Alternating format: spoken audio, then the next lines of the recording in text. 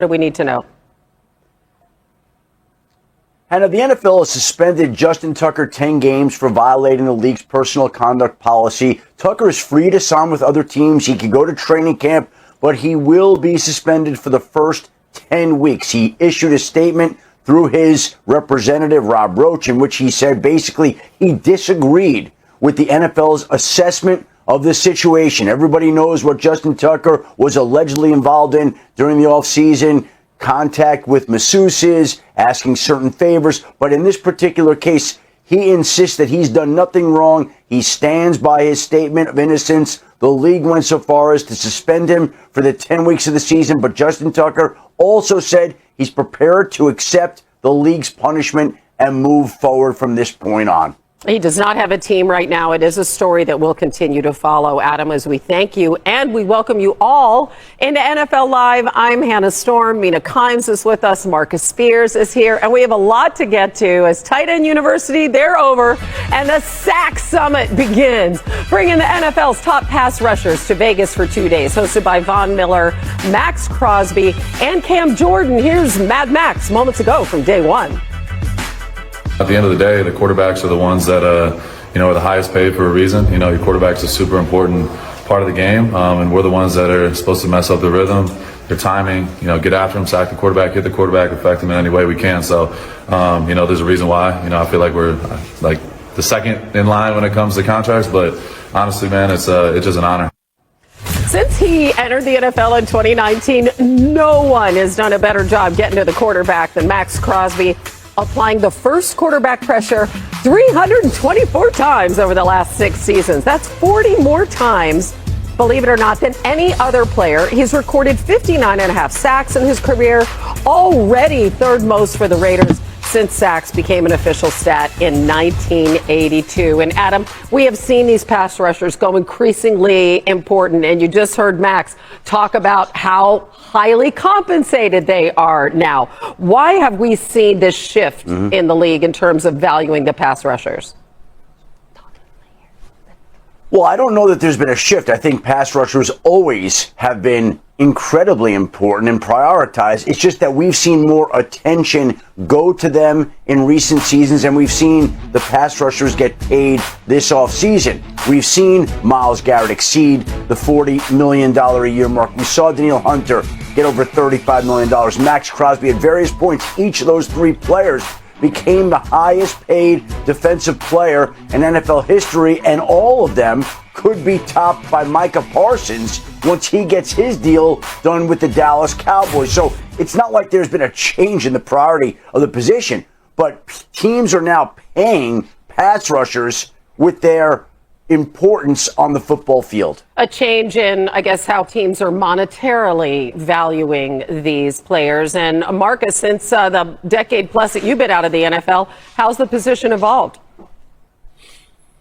Yeah, I think the change has become because quarterbacks are now more effective in football when it comes to being holistically with their legs. And I think you got to find a special type of guy now. Usually, when I was in the league, the passers, the quarterbacks were going to be squarely in the center of the pocket, and you could affect those guys in that area. But now, with so many of these athletic quarterbacks, so many offenses now being more open and spreading out, the ball coming out quicker, you got to try to find those gems, the Myles Garretts, the Max Crosbys, the TJ Watts, the Trey Hendricksons of the world that can not only get to the quarterback, but also chase, have enough speed, have enough creativity to get these guys on the ground with the athleticism now that has formed at the quarterback position.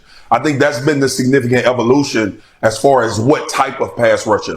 Bruce Smith is an all-time great. Reggie White, all-time great. These guys, Lawrence Taylor is probably was light years ahead of where we thought pass rushers would be. He is the now of the pass rushers, but the speed, the ability to chase down has become a premium now because quarterbacks now are more athletic and can hurt you with their legs. You know what else I think, Marcus, coming off your point about kind of quarterbacks being able to skate pass rushers more, you can't have just one, right? Like the two best pass rushers in football last year, I believe, were Trey Hendrickson and Myles Garrett, both of whom led the NFL in pressures. But on their own teams, no defensive tackle ranked inside the top 20. And as a result, quarterbacks were able to escape them. Offenses were able to account for them. I think it's a big part of why the Browns took Mason Graham, the defensive tackle out of Michigan, who they believe gives them pass rush upside and fits well with that in that 4-2 front that they usually play. I really believe from a roster construction, and you and I have talked about this a lot with the interior defensive linemen, you cannot just have a single stud edge rusher. In fact, you might be better off with multiple really good rushers than just one dude, as much as those guys are deservedly paid the salaries that they are. Yeah, that makes a lot of sense. As teams pressured quarterbacks on 31% of dropbacks last season, that's the most since that stat began to be recorded. Okay, so on the subject, a couple of guys you mentioned there, Swagoo, as we got to go to Adam Schefter. What's the latest on some of these pass rushers hoping for new contracts? And let's start with TJ Watt. Well, Hannah, we've seen a number of big pass rush deals go out this offseason, and we're going to see more. TJ Watt also is likely to get a new deal at some point. If we go back to the last time him and Pittsburgh went through this, the deal got done shortly before the regular season started. Both sides have expressed optimism that they could get something done and figure out a way to keep TJ Watt in Pittsburgh happy with the type of contract on par that's been given out throughout the course of the offseason. We mentioned Micah Parsons before. He is expected to become, at some point, the highest paid defensive player in NFL history. His numbers have stacked up to and even surpassed Myles Garrett. He's 4 years younger. He's going to get a huge contract. He and the Cowboys have been in contact throughout the offseason about a new deal. He showed up at the mandatory minicamp in the spirit of keeping alive positive talks and communication, and that deal at some point will get done. Not as warm and cozy with the Cincinnati Bengals and Trey Hendrickson, who continues to look for a deal that's been elusive over the course of the last two off seasons. I think at this point, Trey Hendrickson's particularly frustrated, and when training camp rolls around the corner next month, Trey Hendrickson's going to have a decision to make about whether or not he's willing to sit out training camp the way he was willing to sit out mandatory minicamp. By missing mandatory minicamp, he incurred $107,000 worth of fines. By missing training camp, he would risk losing out on $50,000 a day in fines. But for the type of contract these pass rushers are getting, he might decide that that's worth the price. Swagoo, it is worth noting that both Hendrickson and Parsons are at the SAC Summit, so they're definitely working out in some way, shape, or form. But which of the situations that Shefty just outlined concerns you the most? Yeah, Hannah, you don't have to get ready if you stay ready. That's all they doing at the SAC Summit right now, regardless of what happened with these contracts. But I think Trey Hendrickson is the most concerning just because he was the pass rush for the Cincinnati Bengals. If we were talking about them having maybe one or two other guys that were proven getting after the quarterback, maybe it wouldn't be as urgent as I feel it is for the Cincinnati Bengals, especially with what you have on the offensive side. Look, there's a premium now on making sure that you at least can get your offense on the field with guys like Trey Hendrickson. When you have a Joe Burrow, you re-sign both of your wide receivers. But more importantly, the rookie that they drafted to help the pass rush is not in camp at either. The Cincinnati Bengals are in hell right now when it comes to trying to figure out what they're going to do up front as far as getting after the passer. You draft the guy that's not under contract because there's language in his deal. And then Trey Hendrickson, obviously, this has felt like a long-lasting nightmare for the Cincinnati Bengals. It's absolutely Hendrickson for the reasons Marcus laid out, the rest of the roster, the situation that the Bengals are in where they should be contenders. But if they don't have Hendrickson, it's really hard for me to imagine this defense even approaching average, maybe below. I mean, they would honestly probably be the worst defense in the NFL, I'll just say it. Whereas, with Dallas, you have good players across the defense. Osa Odighizola, we talked earlier about the importance of defensive tackles, is a good pass rusher as well. Obviously, the Steelers' front is stacked. The Bengals is whatever the opposite of stacked is. Henderson has a ton of leverage in my mind because without him, Marcus, I mean, good God, that defense is going to struggle. So, and they must know that. Mina, MK, to your point, and too, we can... Oh, go ahead, Shefty, my bad. Go ahead. No, go ahead. Biggs, go ahead. Continue on. Somebody go. Swagoo, you go. Okay. Yeah, what I was going to say is that not only is it about the Cincinnati Bengals defensive line, you think about these two quarterbacks in their division. When you start talking about the guys that they have to play against like twice a season. So you could be out of the playoffs from your division alone without being able to take advantage of getting after the passers. And the thing with this team, to me, is that it's done so much good during the offseason. It figures out a way to get Jamar Chase re-signed to a long-term deal. It figures out a way to get T. Higgins re-signed. Many people wondered whether they'd be able to keep both receivers. They do that. Today, they essentially reach agreement with Hamilton County to extend their lease at Paycor Stadium through the year 2036 with another 10-year option that potentially could keep the Bengals there through the year 2046. So they're getting a new lease. They've got both their wide receivers, and yet they can't sign the man who's led the NFL in sacks the last 2 years, and they can't figure out the language on their first-round draft pick, Shamar Stewart, who refuses to sign the clauses that they want to include. Like, there's so much good, and then in an area where this team needs help so badly, they can't figure it out. It's June 26th. It's alarming now. It'll be more alarming on July 26th if it's still not done, and it'll be even more alarming on August 26th if it's still not done. But this is where the Bengals are today. And I mean, as great as Hendrickson was last season, creating twice as many sacks as any other player, that defense was their Achilles heel.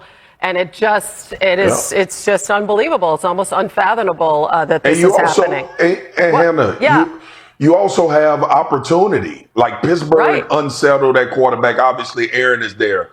And also Cleveland. Since Saquon Barkley went second overall to the New York Giants in 2018. And why the Chargers then used the 22nd overall pick on another running back. Look out, 20, 10, touchdown Tar Heels. North Carolina's Omarion Hampton, who was the only FBS player with 1,000 rushing yards after contact in 2023 and 2024. Former Ohio State teammates went 2 picks apart in the second round. Judkins to Cleveland at 36, Henderson to New England at number 38. Henderson can make a house call from anywhere. And look out! He just might do it!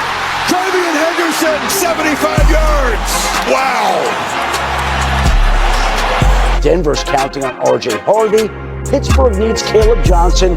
And there are a group of other running backs from Cam Scatterbo in New York to Dylan Sampson in Cleveland to Jaden Blue in Dallas that are expected to contribute this season. Last year's rookie quarterbacks, Caleb Williams, Jaden Daniels, Drake May, Michael Penix, and Bo Nix, left a significant mark on the league. This year's rookie running backs have the real potential to do the same. All right, Mina, I'm so excited to see Ashton Jeanty. I'm sure you are too, as sort of Seattle West goes down there to Vegas. We have Pete Carroll, right? We have Geno Smith, and we have Chip Kelly as the OC. What are you envisioning for Jeanty? Yeah, so much of a rookie running back success early on depends on his situation, and I would argue that Ashton Jeanty is entering a pretty dang good situation. You mentioned a couple of the reasons why. Geno Smith is good enough of a quarterback, to threaten defenses through the air to the point where they can't completely key in on Jeanty on the ground. Chip Kelly.